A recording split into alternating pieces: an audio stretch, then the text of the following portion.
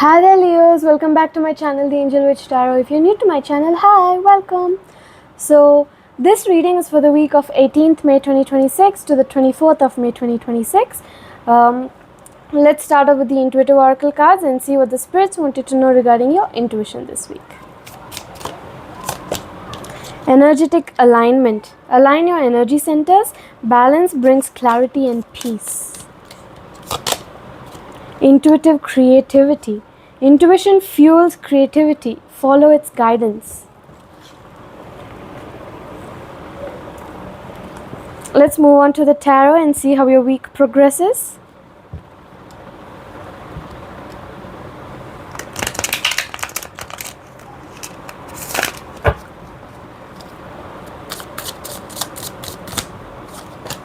So we've got the Four of Pentacles in reverse, which talks about there being some sort of greediness or possessiveness towards materialistic things, a lot of stinginess, overspending and self-protection.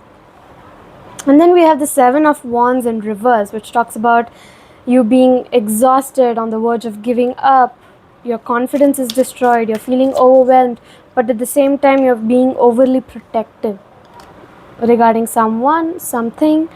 And then we have the High Priestess, which is upright. It talks about your intuition, your sacred knowledge, the subconsciousness, the divine feminine energy, the fact that you have to trust yourself, and your sensitivity to your surroundings, your sensitivity to your intuition.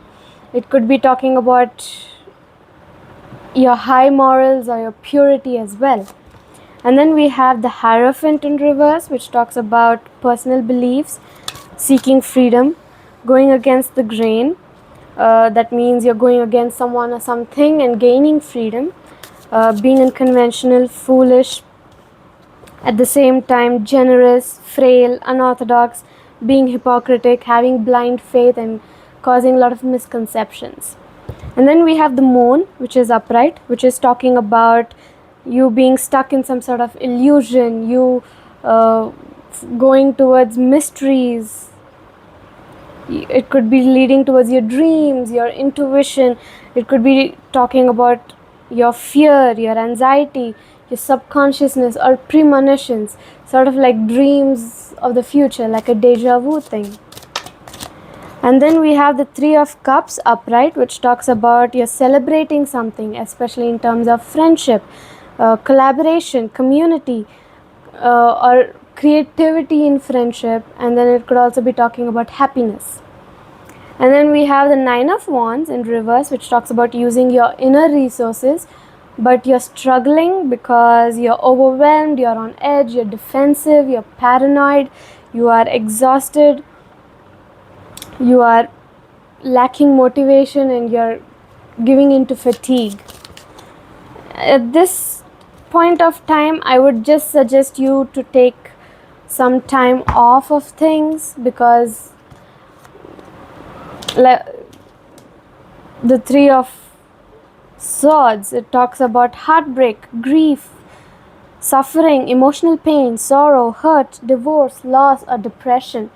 This could be what's leading you towards your exhaustion, your lack of motivation. You have to take care of yourself, otherwise it's going to be very hard to move around, do stuff, be motivated about something, be inspired by something. It's hard to be creative. It's hard to find happiness at all if you do not take proper care of yourself. So, and then we have the Knight of Pentacles upright, which talks about doing a lot of hard work, being productive, following a routine, being conservative, being efficient and being responsible. All this leads to you taking better care of yourself. All the negativity, you finally get the motivation to actually do something for yourself. Lot of motivation, work hard, being productive, following a routine, getting yourself back up after all the exhaustion. You're letting your intuition lead you towards the path that you want to go. It'll lead you towards the path of celebration and friendship and collaboration and happiness. So you're going towards your freedom, right? So let's move on to the next one, Romance and Love Oracle cards. Nurture. Nurture your relationships like blooming flowers. They'll flourish. True love. A deep and enduring connection going beyond superficial attraction. For this next set, I'd like you to think of somebody. It could be anybody. Just think of someone and we'll figure out what's in the shadows of this person's heart. Bottled up. There are many unexpressed emotions which they've been holding back. This person has been holding back on a lot of unexpressed emotions, and they're basically like a ticking time bomb, because at some point their emotions will erupt like a volcano and its lava is going to be all over, which is not good, because bottling up is only going to hurt this person and the people around them. So it's best to talk to someone, even if it's just venting it out. It could be better to talk to a professional instead, but whoever they trust and feel comfortable with is much better. So then we have the show off card. It says that they need to prove themselves. They're an exhibitionist. They're very insecure about whatever they feel or have. They're very insecure about it. Next set, the spirit animal cards. Let's see what the spirit animals have for you guys this week. The nimble bat, all about perception, change and flexibility. You need to have the courage to face the darkness within you. An insight card. The patient turtle, all about endurance, commitment and serenity. It says to strengthen your connection to the earth.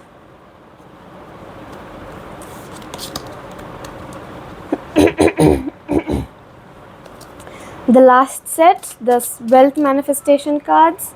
These cards have affirmations on them which you're going to have to recite as many times as you can throughout the week, so that these affirmations will turn into manifestations into real life. I am a magnet for success, money, investments and opportunities.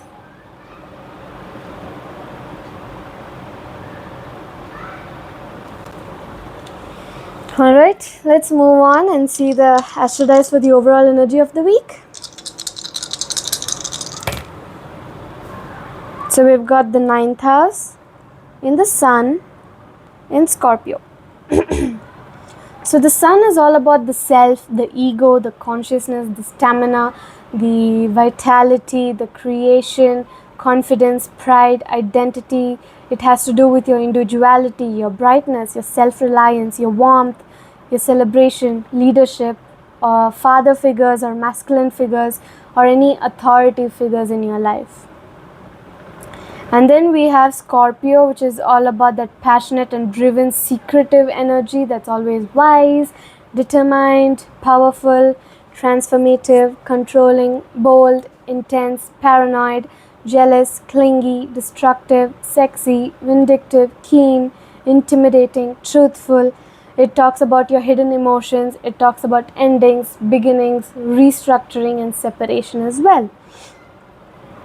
And then the 9th house talks about long distance journeys, like traveling for religion aspects or philosophy aspects, or traveling for your higher education aspect. It could be talking about lawyers, dreams, divination, wisdom, being interested in the arts, the media, publishing, ethics, learning and cultures as well. Alright, so this is the end of the reading for my dear Leos. I will see you in the next video. Bye-bye.